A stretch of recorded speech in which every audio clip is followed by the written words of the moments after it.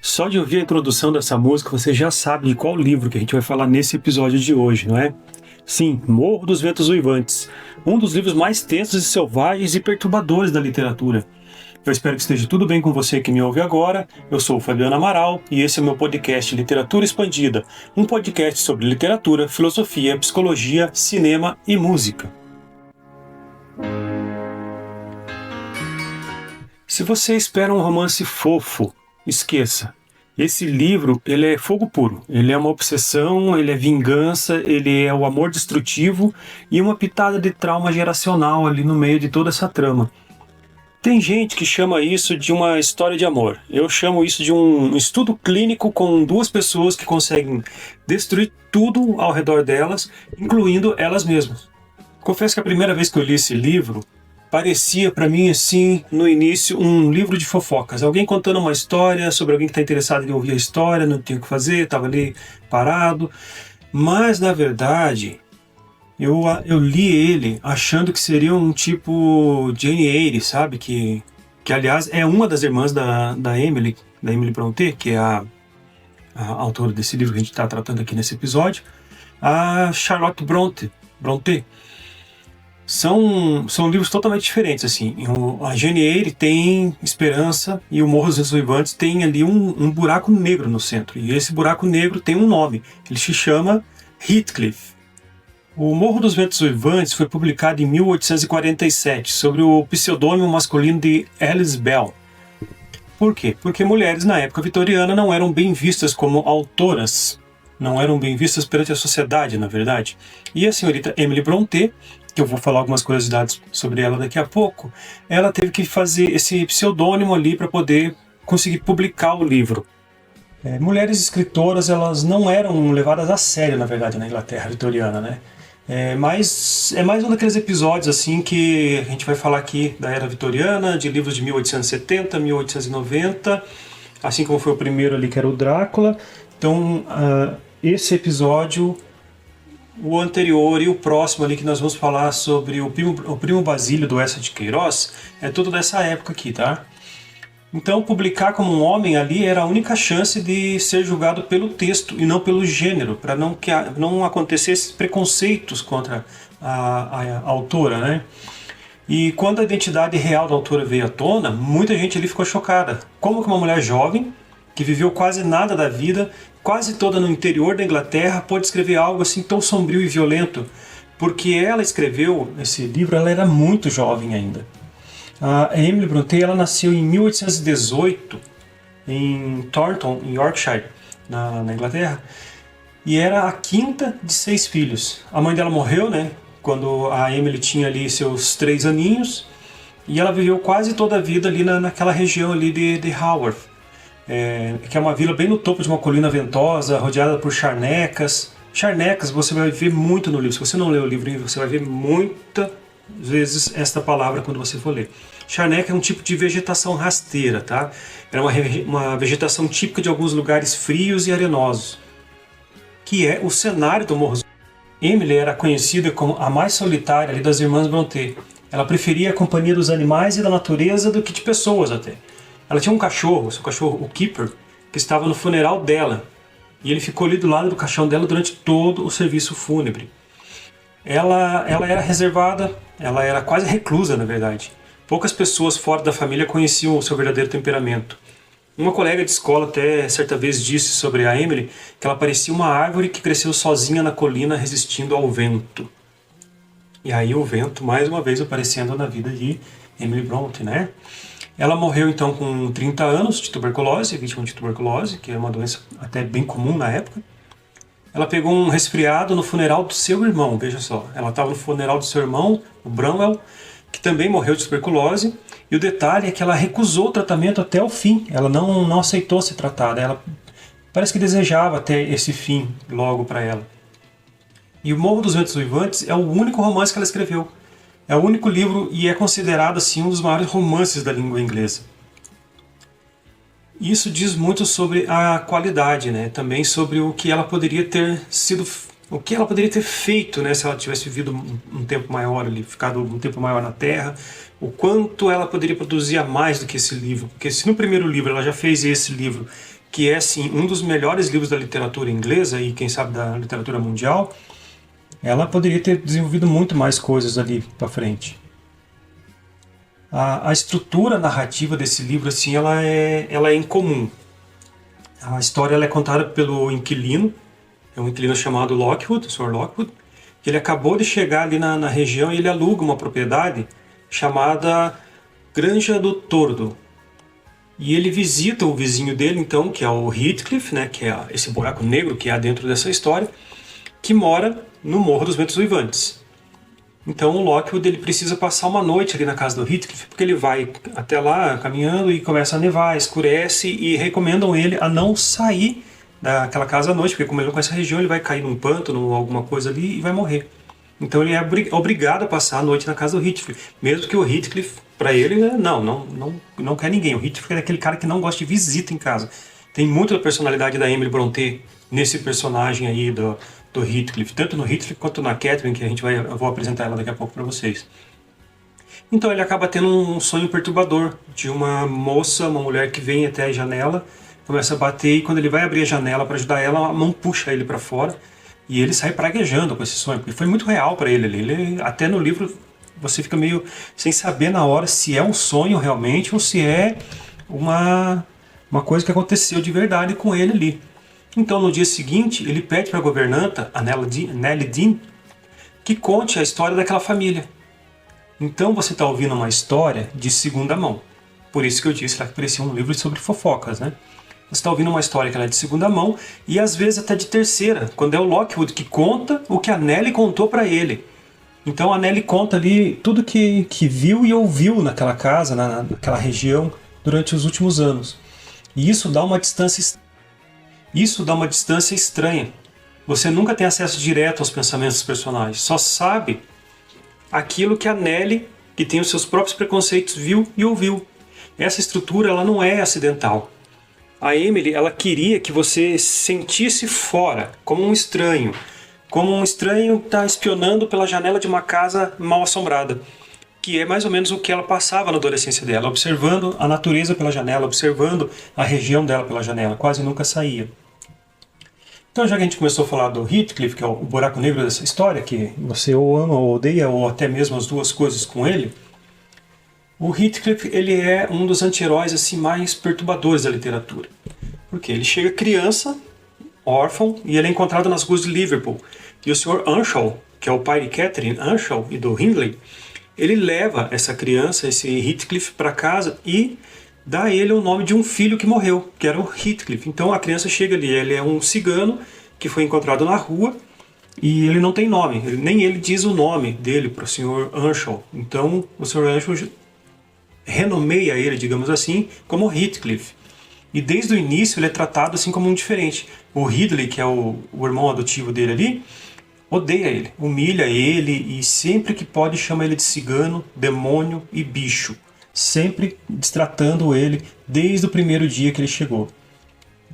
E essa humilhação sistemática na infância é o que a psicologia hoje chama de um trauma complexo. Ele se transforma num ódio e esse ódio não dura assim um dia, algumas semanas, alguns meses, ele dura décadas e pode ser passado por gerações até. Quando você projeta na próxima geração, que é o que o Heathcliff fez, o Heathcliff ele não só se vingou de quem machucou ele ali, dos irmãos Earnshaw, ele também se vinga dos filhos dos irmãos Earnshaw. Depois e são crianças inocentes que ele se vinga. Ele maltrata, ele só não deixa a pessoa morrer de fome, mas ele faz assim um inferno na vida desses descendentes dos irmãos Earnshaw. O problema com o Heathcliff é que por ele ainda fascina leitores, 180 anos depois. E é que você entende de onde vem a raiva dele e você vê aquele menino que foi maltratado, você sente a injustiça, você acaba gostando dele assim. E aí você vê como que ele faz, o que ele faz com essa raiva, né, é monstruoso assim. Não só com a Catherine, contra as crianças, mas com ele mesmo, contra ele mesmo. Essa raiva é destruidora. Ele manipula casamentos, ele compra ali propriedades para poder ir tirando as pessoas do ao redor. Ele bate em mulheres, ele priva as crianças ali então da família de educação e principalmente de afeto. Ele é cruel com a própria esposa, a Isabela, a ponto até dela ela fugir de casa. E aí vem a pergunta, né? Em que momento que a vítima ela se torna algoz? Em que momento que a dor vira uma crueldade? A Emily ela não responde, ela só mostra. É o tipo de escrita dela não responder, é mostrar, é como se fosse um jornalismo da época ali, uma coisa que ela percebe que acontecia na sociedade e ela só quer mostrar para o mundo, ela não quer apresentar soluções. Eu já vi até algumas comparações assim do Heathcliff com o Conde de Monte Cristo. Os dois são homens assim que foram destruídos pelas injustiças e que planejam vinganças elaboradas. Só que no Conde de Monte Cristo, ali no finalzinho, ele escolhe o perdão. Já o Heathcliff não. O Heathcliff nunca escolhe, ele só se afunda no ódio e na violência e naquela vingança dele. E como eu falei, então ele faz ali um par com a Catherine Earnshaw, que é a filha do homem que traz ele para morar ali nas regiões das Charnecas, ali do Morro dos Ventos Uivantes. E ela ama o Heathcliff assim de uma forma visceral. É quase animal que ela sente por ele. E até em uma das falas, que é uma das falas mais famosas assim da literatura, ela diz: Heathcliff é mais eu do que eu mesma. Qualquer que seja a composição de nossas almas, a dele e a minha são iguais. A Catherine, ela é assim igualmente fascinante e frustrante também. Quando você começa a gostar dela, ela cria situações que faz você odiar ela. Ela é muito parecida com um Heathcliff mesmo, assim, a alma deles parece ser uma alma única, tanto que parece que horas que é ele que está no corpo dela e ela no corpo dele, assim, dos mesmos tipos de pensamento, sabe? Tão iguais que eles são. E isso, eu pergunto, né? Isso é amor? É. Mas também é fusão. Porque a Catherine, ela não sabe onde ela termina e onde começa o Heathcliff e onde um é o outro. É assim, é um amor que anula a individualidade. É um amor que chega a ser bonito. Mesmo nessas condições assim do livro, de tudo que acontece entre eles ali. E a Catherine, ela tem uma passagem dela ali, quando ela está na adolescência, que ela vai se casar e ela escolhe o seu noivo. Só que ela não escolhe o Heathcliff. Ela escolhe o Edgar Linton, que é um vizinho deles ali. Mas por quê, né? Por causa de status, por conforto. Porque o Edgar, ele é bonito, ele é educado, ele é rico, porque ele oferece a vida que a Catherine aprendeu a desejar. A vida da mansão ali na Grande do Tordo, para ela é fascinante, com aquelas festas, aqueles vestidos bonitos e toda aquela segurança que o dinheiro pode trazer para ela. E ela mesma admite numa conversa que ela está tendo com uma das empregadas ali da casa, ela fala: seria humilhante para mim casar com Heathcliff. E esse é o erro do original do livro, assim, digamos, né? É o pecado que contaminou toda a história, porque a Catherine, ela tenta ter os dois mundos. Ela quer a alma selvagem do Heathcliff e a segurança do Edgar. Ela quer a tempestade, que é a presença do Heathcliff na vida dela, mas ela também quer uma calmaria. Só que não dá, a gente não pode escolher o melhor dos dois mundos, ter os dois mundos, né? A gente tem que fazer a nossa escolha. Então não dá, e ela destrói o Heathcliff com isso. Ela destrói ele ali, porque ele ouve até ela falar isso, que não pode casar com ele. E ela também destrói o Edgar. E ela destruindo o Heathcliff e o Edgar, ela acaba se destruindo. Quer ver uma comparação com outro personagem muito interessante? A gente pode comparar ela com a Anna Karenina, de Tolstói, que é um dos livros assim que tratam de mulheres presas entre a sociedade, entre o que a sociedade espera delas e o que realmente elas desejam. Mas a Anna, ela faz a escolha do desejo e paga pelo preço. A Catherine tenta os dois mundos e acaba destruindo tudo ao redor. Ela destrói o Heathcliff e o Edgar. E a família que vem depois dela, os filhos, os sobrinhos, e tudo vai caindo ali numa espiral de destruição. O Edgar Linton, ele é assim o oposto do Heathcliff, mas é o oposto em tudo. Ele é gentil, ele é leal, Ele cresceu numa família muito amorosa. Ele nunca passou fome, ele não foi humilhado, usa roupas bonitas, ele fala muito bem, ele tem uma educação ali. Ele é um cara que conheceu o mundo, fala diversos idiomas. Ele é completamente incapaz de competir com a intensidade do Heathcliff. O Heathcliff ele não tem muito atributos, digamos assim, intelectuais, mas ele tem atributos de intensidade, de momento, de vivência. E a Catherine se apaixona por ele justamente por isso, assim, por essa intensidade. Mas ela prefere escolher a segurança. Aí você sente pena do Edgar. E faz tudo, e ele faz assim tudo pra dar certo, sabe? Ele ama a Catherine de verdade, ele cuida dela doente. Ele aceita até que o Heathcliff volte para casa por causa dela. E perdoa, assim, o que não deveria perdoar. Ele faz tudo por ela mesmo. Ele é um amor incondicional por ela. E ainda assim ele perde. Porque o Edgar, ele representa a civilização, a ordem, a razão. É o que a sociedade vitoriana considera o ideal. E a Emily, ela mostra que tudo isso, a gentileza, a educação, a boa vontade, não são suficientes contra uma força bruta chamada amor, desejo e até contra o próprio ódio. Nada disso segura essa força bruta. Não tem como você reter essa força bruta usando de gentileza, educação e boa vontade.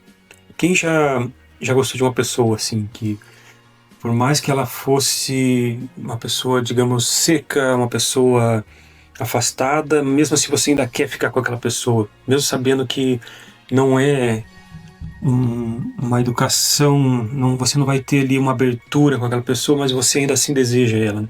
A Catherine sabia que o Heathcliff era assim, e mesmo assim ela amava ele dessa maneira. Porém, ela optou pelo Edgar.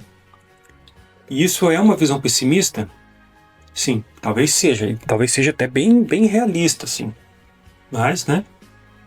Como eu disse, é uma visão de mundo. Não, ela teve que fazer a sua escolha e acabou destruindo tudo. E a Nelly Dean, que é a governanta, ela é muito mais importante assim do que parece na história, porque a Nelly, como eu disse ali no começo, ela vê tudo, ela é o olho que tudo vê da história, e é ela que vai retratar tudo ali pro Sr. Lockwood, ela vai contar a história, então ela está sempre presente em quase todas as cenas importantes.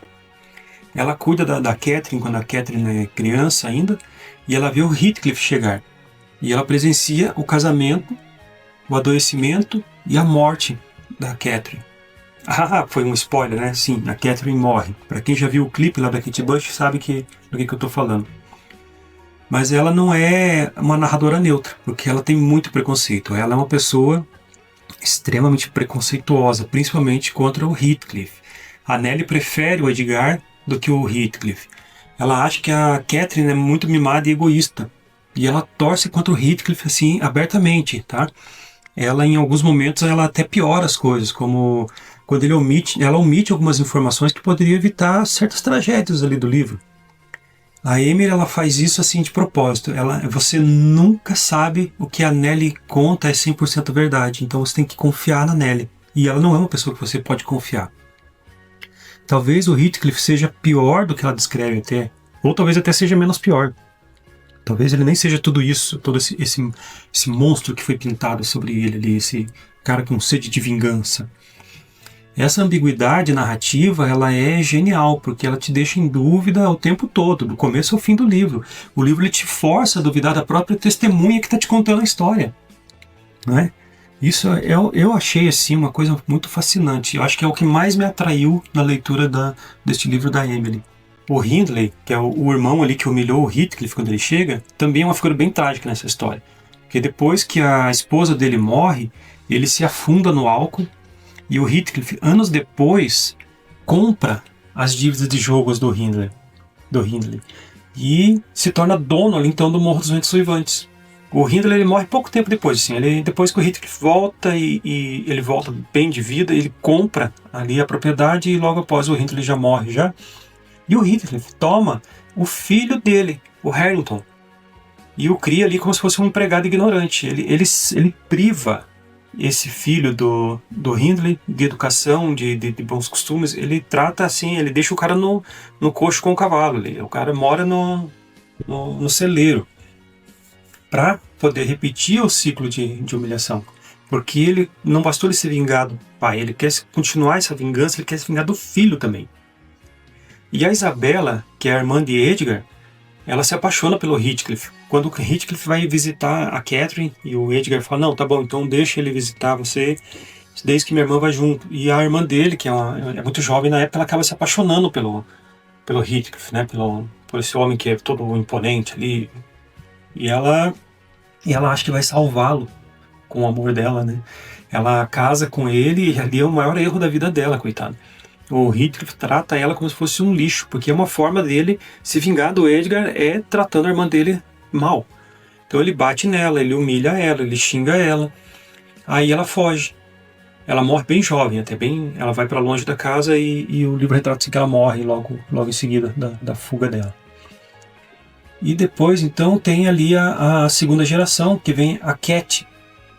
A Cat é filha da Catherine Earnshaw com Edgar Linton, que era Catherine Earnshaw, e ela acaba virando Catherine Linton. Então, vem a Cat Linton agora, não é Catherine, é a Cat, que é a filha da Catherine.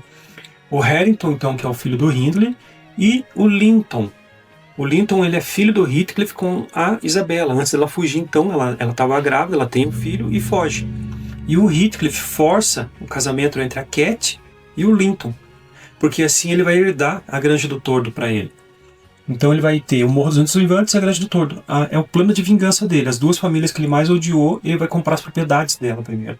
E depois ele vai se vingando da família. O ciclo de violência dele vai se repetindo, mas aí no final tem uma coisa que muda, porque o Harrington e a Cat, eles se aproximam, quase no finzinho do livro, eles se aproximam e quebram assim o padrão.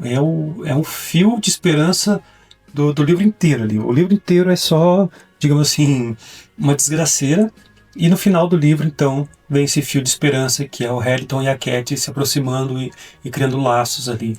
E a Emily, ela parece dizer assim, ó, o trauma passa de geração em geração, a menos que alguém decida parar. Ou seja, tem solução. Ela não apresenta a solução para muitas coisas que ela traz no livro, mas ela mostra no finzinho que tem sim uma solução. Então eu separei aqui algumas cenas para comentar. Aí eu não vou ficar dando spoiler, lógico, quem já viu o primeiro episódio lá que eu falei sobre o Drácula, eu não costumo dar spoiler, eu vou só dando algumas dicas da cena, alguns lances ali que você pode perceber, que muitas vezes a gente deixa passar despercebido, e é mais para atrair você para querer ler o livro depois, e depois você vai entrar ali, vai comentar sobre o que você achou, se você não tinha lido ainda, e depois de ouvir o cast aqui, o nosso podcast, você ficou com vontade de ler o livro, eu peço sempre que comentem ali no Spotify e vire um seguidor para poder receber mais vezes o conteúdo. Eu não tenho intenção no momento de colocar no YouTube ou no Instagram, então ali o podcast vai ser o único lugar que a gente vai poder se comunicar, entendeu? Então eu vou pedir para vocês sempre comentarem sempre que possível e seguir o canal, tá bom? Então a primeira cena ali é a corrida pelas charnecas, né? Que é quando o Heathcliff e a Catherine, eles são crianças ainda e eles ficam fugindo da casa. Eles correm pelos campos abertos, eles se tocam durante a corrida. A Nellie descreve os dois assim como dois selvagens incapazes de ficar parados. Mais felizes no vento e na chuva do que dentro de casa, ela chega a comentar. De tão animais que eles são, de tão que a alma deles se completam e eles têm que correr. São duas almas animais livres, assim. Essas são as únicas cenas de liberdade real do livro. O único momento, assim, da minha leitura, os únicos momentos em que os dois existem fora de uma estrutura social e fora dessa ordem de destruição que vem atrás deles, é quando eles estão correndo ali nas charnecas, correndo no pasto. É quando eles se sentem livres, puros e não devem nada a ninguém. As charnecas ali, para Emily Brontë, elas não são só um cenário, tá? Você não pode ler como se fosse só um cenário. Elas são personagens também. O vento, a chuva, o céu cinzento, a grama selvagem, tudo isso reflete o estado interior do Heathcliff e da Catherine. Eles são eles são só eles mesmos ali quando eles estão lá fora, quando eles estão lá na mata. Dentro da casa eles viram outra pessoa, assim. Você lendo o livro, você vê que você sente até o semblante deles mudando, assim, nos diálogos que eles têm. E depois que a Catherine decide então casar com o Edgar, ela nunca mais corre livre. Ela nunca mais vai brincar com o Heathcliff e ele começa a sentir falta disso. Ela não conversa mais com o Heathcliff. Isso, para quem já foi criado no meio dos traumas ali, já tem ódio no coração e ele começa a perceber esse distanciamento dela, ele começa a ficar mais duro, mais cruel ainda. E é aí que ele percebe então que a infância dele acabou e é aí que começa a tragédia. A segunda cena, assim, que ela é uma das cenas mais dolorosas do livro, é quando a Catherine está conversando com a Nellie e ela confessa que ama o Heathcliff. Mas que vai, né, se casar com o Edgar porque ela espera, e todos esperam que ela se case com o Edgar por causa do status, por causa do dinheiro, da segurança. E ela diz bem assim: seria humilhante para mim casar com o Heathcliff. E o Heathcliff está do lado de fora da porta. Ele ouve essa parte. Ele não ouve o que vem depois. Que ela ama mais do que tudo, que as almas deles são iguais e que ele sempre vai ser o amor da vida dela e que a vida dela não tem sentido sem o Heathcliff. Só que aí nesse momento ele já tinha ido embora. Ele só ouviu quando ela fala que seria humilhante demais se casar com ele. Então ele ouve a humilhação, não ouve o amor e sai. Ele some por 3 anos. E aí que ele volta rico, educado e logicamente muito mais vingativo. Ele já tinha todo aquele ódio no coração e agora ele tem poderes para poder fazer a vingança.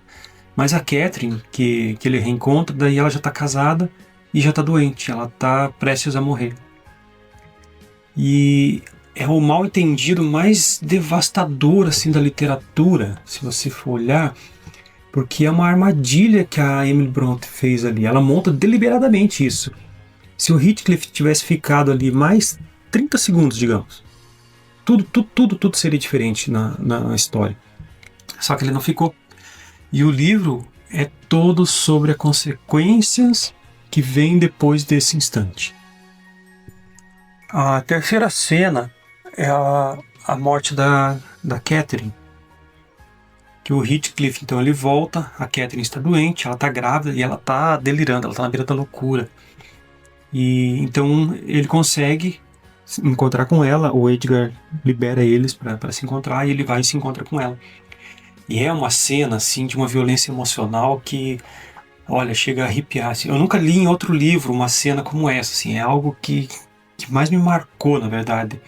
Essa e uma outra cena que eu vou comentar mais pra frente, ali são as 2 cenas que mais me marcaram, assim, porque esse livro eu não comentei com vocês, mas é assim, esse livro ele tá entre os 5 melhores livros que eu já li na vida, assim, eu li ele já 3 vezes e eu pretendo reler ele daqui 10 anos novamente, porque é daqueles livros que você lê e vai introjetando algo em você e você vai fazendo até uma análise. Eu gosto de usar ele como uma autoanálise, assim, não que eu seja uma espécie de Heathcliff ou Catherine, mas eu acredito que todos nós temos um pouco disso, né, e a gente precisa tratar disso também. Então essa cena, eles se abraçam e eles brigam ao mesmo tempo e se acusam e aí se beijam e se culpam e choram e aí pedem perdão e depois eles retiram o perdão. A Catherine diz assim: você me matou, Heathcliff, e você vai viver para sofrer isso. E aí ele responde: você me matou também, Catherine, mas eu vou viver. E a Catherine morre assim, olha, pouquíssimas horas depois, dando à luz a Cat. Não sem antes delirar, ela volta na infância, ela volta, ela pede para abrir a janela, para poder sentir o vento da charneca pela uma última vez, assim. E o Heathcliff não vai no funeral. Ele passa a noite todinha ali no jardim pro lado de fora, esperando o espírito dela aparecer. E ele diz: eu não posso viver sem a minha alma. E ela se foi. Pesado, né? Comentar é a cena mais mórbida e romântica do livro.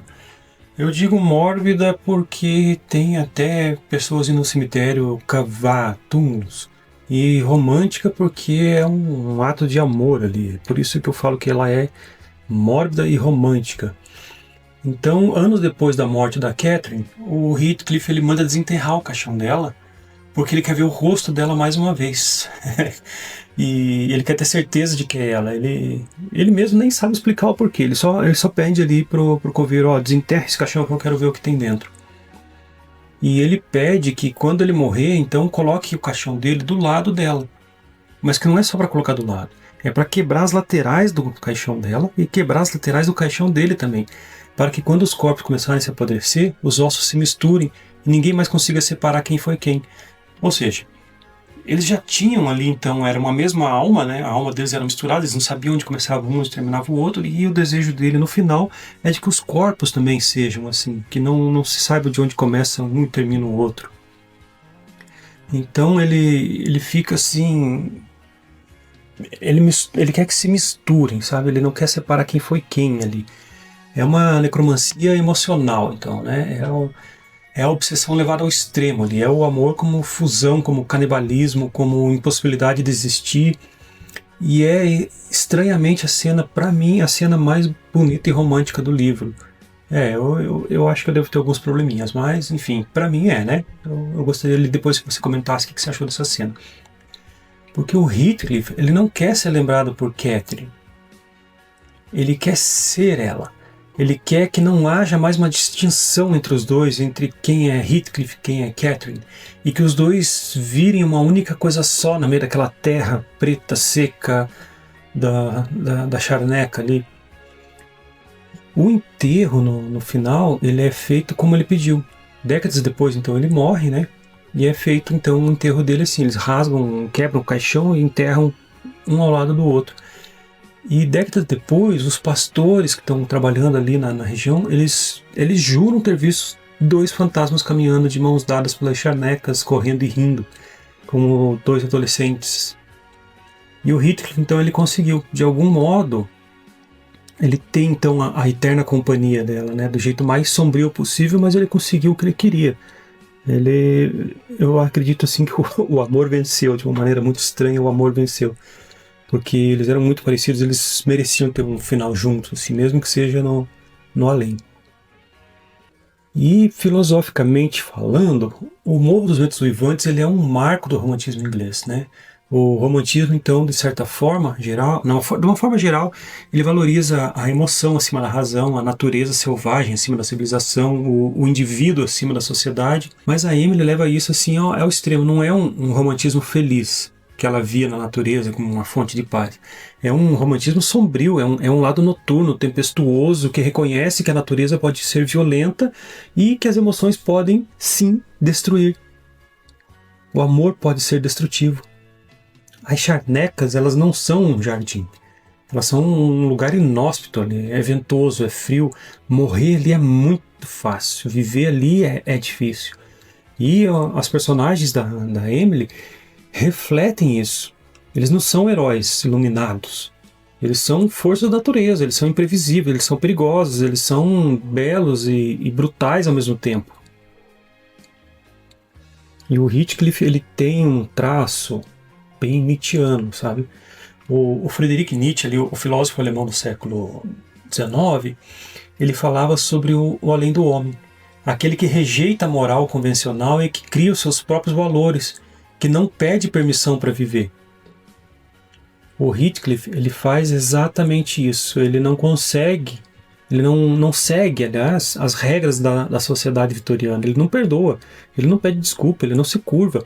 Mas o Nietzsche diria que esse além do homem cria valores também, cria valores de afirmação da vida. E o Heathcliff, ele cria valores de ódio e de vingança. Ele não afirma a vida, ele só destrói a vida. E a Emily, então, ela parece perguntar, né? O que acontece quando alguém rejeita a moralidade, mas não tem um projeto positivo para substituí-la? A resposta vira-se um Heathcliff, um homem livre, mas escravo das próprias feridas. E uma das camadas assim mais atuais desse livro é a discussão sobre o trauma geracional. Na psicologia hoje, sabe-se que o trauma, quando o trauma não é tratado, ele não para quem sofreu, ele continua, ele se projeta nos filhos, nos netos, nas relações seguintes. O Hindley, quando humilha o Heathcliff vai lá e humilha o Hareton, que é o filho do Hindley. E o Heathcliff também humilha o Linton, que é o próprio filho, porque é sobrinho do Edgar, que casou-se com a Catherine, o amor da vida dele. A violência, ela passa de geração em geração, assim como uma herança maldita. A única saída no livro ali é o amor, então, que acontece entre o Hareton e a Cat. Eles quebram esse ciclo, eles escolhem ser diferentes, eles não querem mais viver naquele ciclo de destruição ali, de vingança. E a Emily, ela não romantiza essa escolha. É difícil, dói, o Hareton tem vergonha de ser analfabeto, ele foi criado ali, o Heathcliff não deixou ele ser alfabetizado, ele foi criado no meio dos animais, então ele tem muita vergonha disso. E já a Cat tem nojo da ignorância dele, porque ela vem lá da Grande do Tordo, né? Ela é filha do Edgar Linton, é um cara refinado, então ele passou isso para ela. Mas eles tentam, e só isso basta, eles tentam. Eles querem pôr um fim nesse trauma, nesse trauma geracional ali. E talvez seja até a mensagem, né? Que o trauma pode parar, mas só se alguém decidir parar. O trauma por si só não para.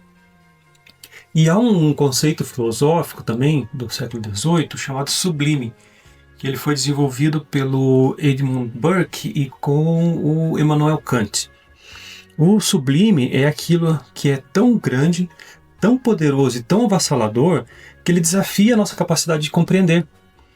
Uma tempestade no mar, um vulcão em erupção, uma imensidão de um céu estrelado, isso tudo desafia a nossa compreensão, né? O sublime, ele causa medo, mas também causa admiração. Para quem escutou lá no comecinho do primeiro episódio, lá quando eu falo do livro do Drácula, eu falei que o medo, ele atrai e ele causa admiração, né? Então o medo, ele é sublime. O sublime, ele vai trazer isso, então ele vai atrair você, ele vai te admirar, ele vai fazer admiração em você. E você sente que está diante de algo muito maior que você. Cada vez que você vê um fenômeno da natureza gigante, por mais que você tenha medo ali, no meio de uma tempestade, imagine você num barco, no meio de uma tempestade, você começa a ver aquela tempestade, você se admira com aquilo, por mais que a sua vida dependa daquilo, possa acabar naquele momento. O Morro dos Ventos Uivantes é um livro sobre o sublime. O Heathcliff, ele é sublime. Ele é algo poderoso. E o amor entre ele e a Catherine, então, é a coisa mais sublime que eu li na literatura até hoje. Assim, e a vingança dele é sublime, porque ela é gigantesca, ela é bem elaborada, ela demora anos para se vingar. Você sente horror, mas não consegue desviar o olhar. É feio e bonito ao mesmo tempo. É errado e certo. É repulsivo e fascinante. A Emily, ela capturou isso com poucos escritores antes, ou até mesmo depois dela. O sublime romântico, que é também o terrível, é a beleza que machuca. Entendeu? É uma beleza que machuca, que assusta e atrai. Algumas curiosidades, então, sobre a autora, que pouca gente conhece ali, é que ela era uma excelente pianista, ela compunha músicas também. Só que nenhuma peça dela sobreviveu. As irmãs diziam que ela passava horas e horas no piano ali, improvisando melodias sombrias e que combinava com o clima ali da região deles, né, de Haworth. Só que ela não passou para o papel, ela não guardou aquilo.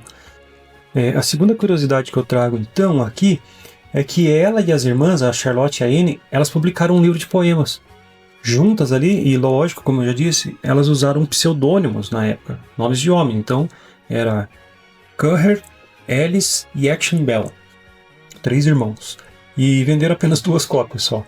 E uma delas foi comprada por um leitor que elogiou os poemas da Alice Bell, que era o pseudônimo então da Emily. E ela ficou muito feliz, mas ela nunca buscou fama, nunca quis isso. E aproveitando o gancho então ali da questão dela compor no piano, ela tocava e ela escreveu o livro muito jovem. A Kate Bush era muito jovem quando compôs a música também, inspirada nesse livro.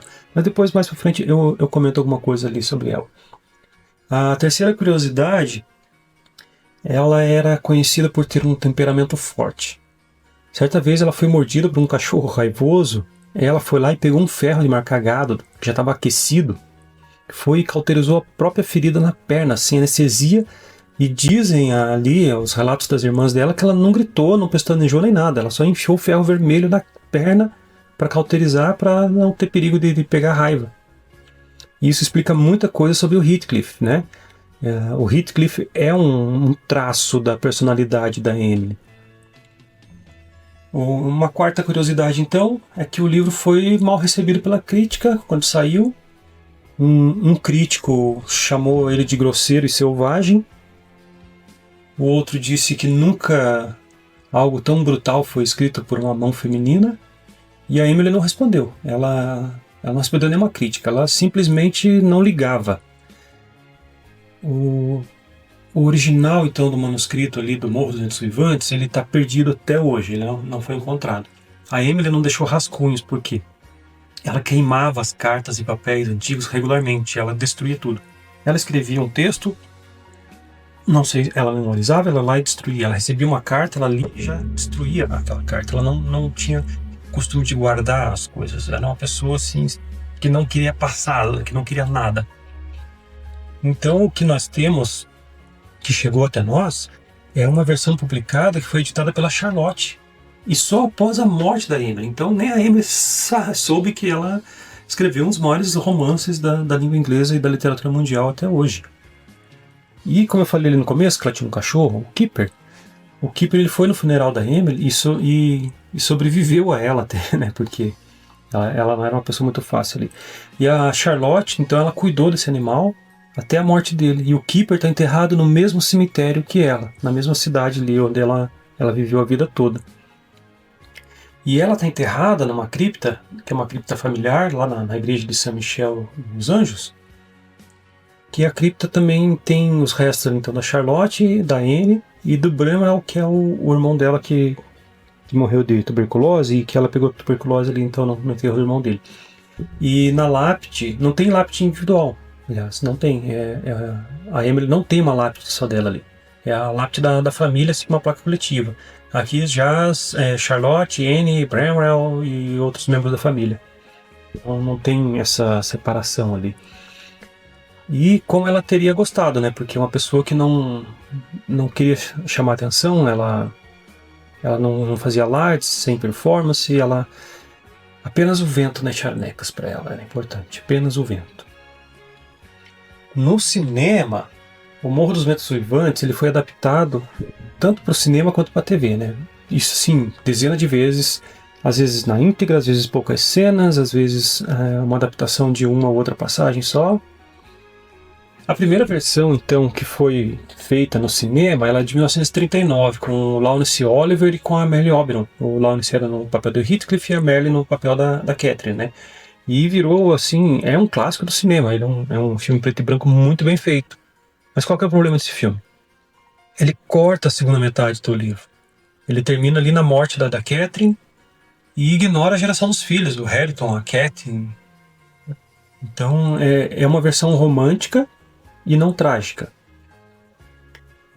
E até dizem que o Oliver é o Heathcliff mais charmoso. Ele era charmoso demais, assim, para ser o Heathcliff, porque faltou selvageria nele ali. E aí, em 1992, e olha a coincidência, né? Dos livros que nós estamos trabalhando aqui, esses dois primeiros episódios. O primeiro livro ali do Drácula, 1890 e poucos, esse daqui também, 1800 e pouquinho. Os dois ganharam adaptações no cinema em 1992 e que a adaptação tanto do Drácula de 92 quanto a adaptação do Morro dos Ventos Uivantes de 92 são no mesmo ano. Deve ser uma coincidência de lançamento ali, né? De pegar livros da era vitoriana e transformar em filmes ali na década de 90. E esse de 92 ele é com a Juliette Binoche e o Ralph Fiennes.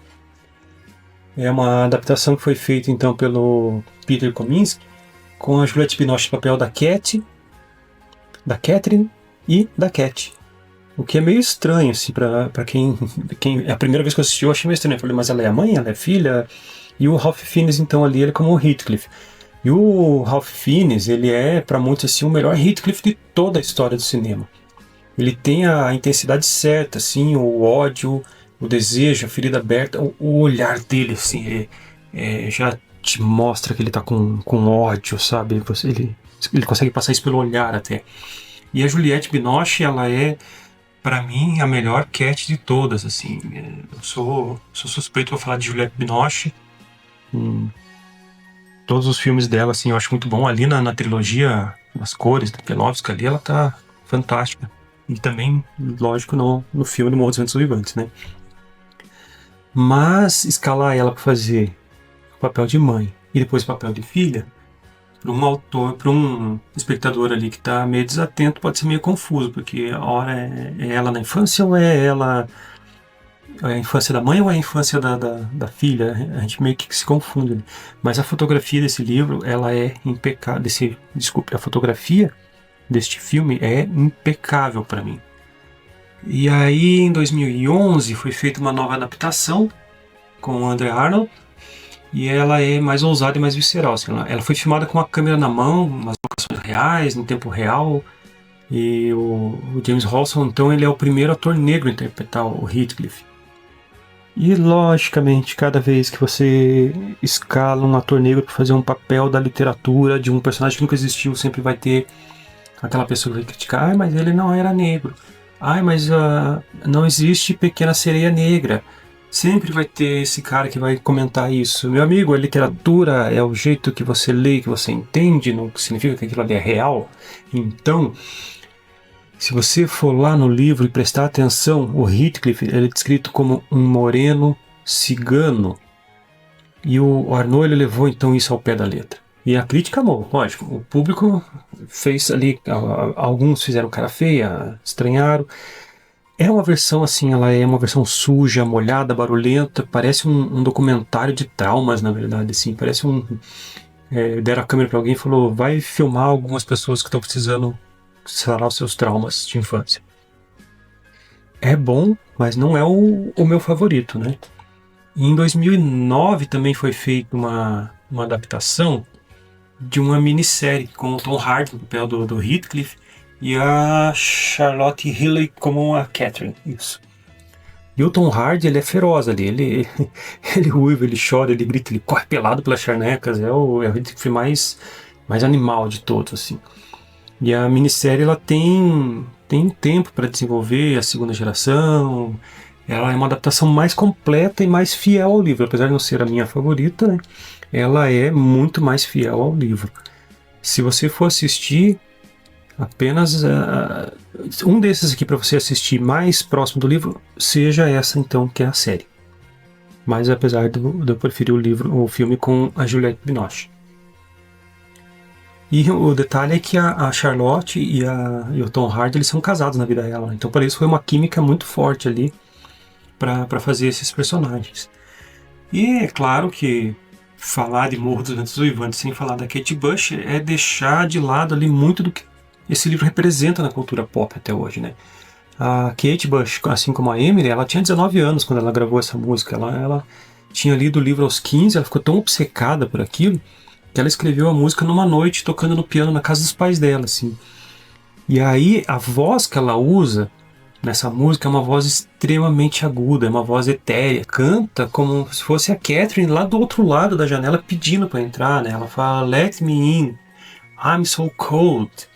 Ela quer entrar, ela tá morrendo de frio, ela precisa tocar no Heathcliff. Heathcliff, abre essa janela para mim. A voz que a Kate Bush faz nessa música é a sensação de um fantasma do lado de fora da sua casa. A gravadora, na época, detestou. Não vamos gravar.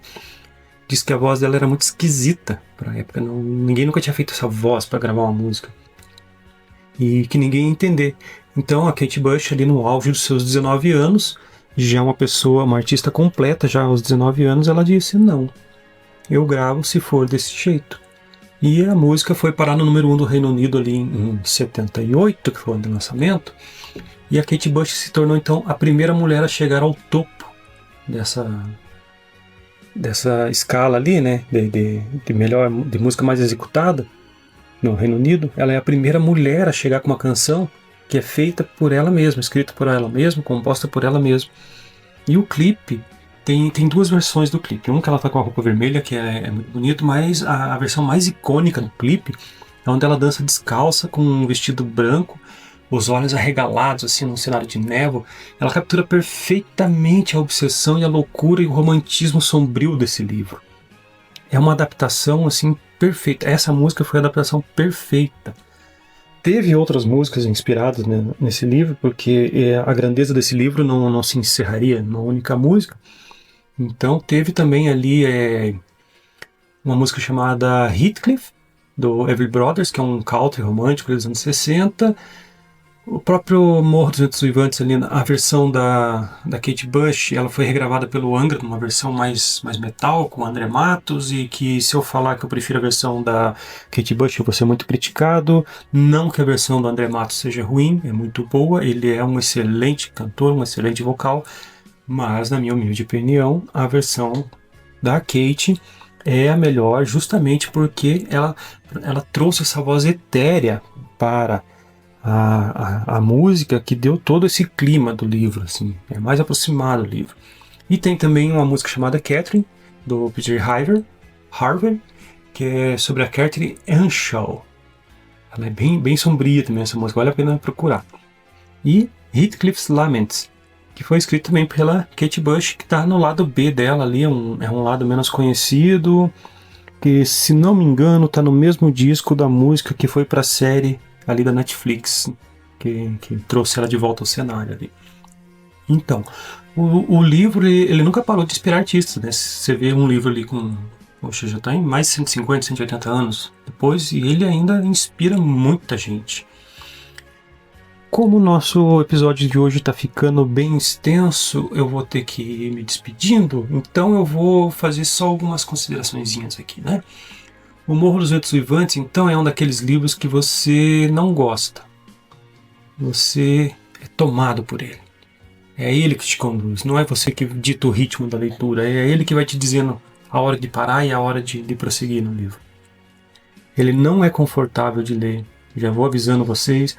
Eu tenho uma versão aqui que eu comprei numa coleção da Folha, uma versão bem antiga, tá num português assim traduzido complicadíssimo de ler, bonito também, não vou desmerecer, mas para um leitor mais jovem já seria mais complicado. Então eu recomendo uma versão mais nova desse livro, com uma tradução mais atualizada, até da editora que eu gosto bastante, que é da Dark Side, se não me engano, que lançou esse livro, que eu dei umas pinceladas ali, eu peguei alguma coisa para ler. Até se a Dark Side quiser mandar alguns livros para eu ler e comentar aqui depois, eu aceito, tanto a Dark Side quanto a editora Record, a editora LPM e outras editoras aí que tem clássicos e que tenha livros que queiram divulgar. Eu aceito ler. Se você tem o seu livro, você que é autor independente de contos, de romance, manda para mim aqui, entre em contato comigo, me manda o seu arquivo para eu ler, para eu fazer minhas pequenas análises ali, ver as questões filosóficas e psicológicas dos seus personagens, tentar buscar na cultura pop algumas coisas que tem a ver com o seu livro. Vai ser um prazer enorme receber seu material. E deixa eu ir fechando aqui, porque senão nós vamos ficar sem tempo, né? Então, ele não é um livro confortável, os personagens não são simpáticos, o amor não é bonito e a vingança não é satisfatória. É estranho dizer que o amor não é bonito, mas não é. Neste livro não é, tá bom? Não vai criando as suas expectativas, porque você pode se decepcionar. Você vai se emocionar muito com esse livro. Mas não espere que o amor seja bonito. O amor não é bonito. E é exatamente por isso que esse livro é inesquecível. A Emily, ela não escreveu um romance para agradar. Ela escreveu um romance ali mais para mostrar o que há de pior e de mais belo no ser humano, mostrar que o amor pode ser destrutivo, mostrar que o perdão é difícil, mas é possível. Então ali eu vou me despedindo, então me conta nos comentários ali o que você acha do Heathcliff, se ele é um monstro, se ele é uma vítima, se ele é os dois ao mesmo tempo, se você se identificou mais com a Catherine, com o Edgar, ou sombriamente com o Heathcliff, porque aí nós temos muito de Heathcliff, nós temos muito de Catherine, e nós temos muito de Edgar em nós, né? Se você ainda não leu O Morro dos Ventos Uivantes, leia, procure uma versão mais atualizada, leia, se prepare. Não vai ser um livro que você vai sair ileso, tá bom? Se você já leu, releia então e preste mais atenção nas charnecas ali no vento, porque não é só um cenário, eles são personagens também, tá? Nos fantasmas, principalmente naquilo que não foi dito, naquilo que a Nelly pode ter escondido da gente, naquilo que o Lockwood pode ter entendido errado. Preste mais atenção nesses detalhezinhos. Esse foi o episódio de hoje, então. Foi sobre o Morro dos Ventos Vivantes. Eu agradeço muito a você que ficou até o final, que não foi um episódio curto, eu confesso, porque eu pensei em fazer ele em 2 partes, porém eu me empolguei e fui direto, então vamos direto nele, você vai ouvindo aos pouquinhos, conforme puder. Fico muito agradecido por você ter acompanhado até agora, espero que esse podcast tenha te ajudado a querer ler esse livro. Se você quiser ler esse livro e me chamar para conversar, eu estou aqui aberto, eu adoro conversar com pessoas que gostam de literatura, pessoas que têm a acrescentar, e eu sempre aprendo mais com quem eu conheço. E já vou deixar aqui uma brevezinha já do próximo episódio, que eu já estou até trabalhando nele, que é um clássico da literatura portuguesa. O Primo Basílio, do Eça de Queiroz. Então, lá naquele livro que também é da mesma época, tá? Só não é vitoriano, porque ele não é inglês, ele é português, mas ele tem muita influência vitoriana e da Belle Époque francesa, principalmente da Belle Époque francesa. É um livro que vai tratar ali sobre adultério, chantagem, hipocrisia burguesa e a melhor ironia da língua portuguesa de todas, que o Eça de Queiroz ele era muito bom, muito irônico, tá bom? Um abraço, boa leitura e espero você na próxima.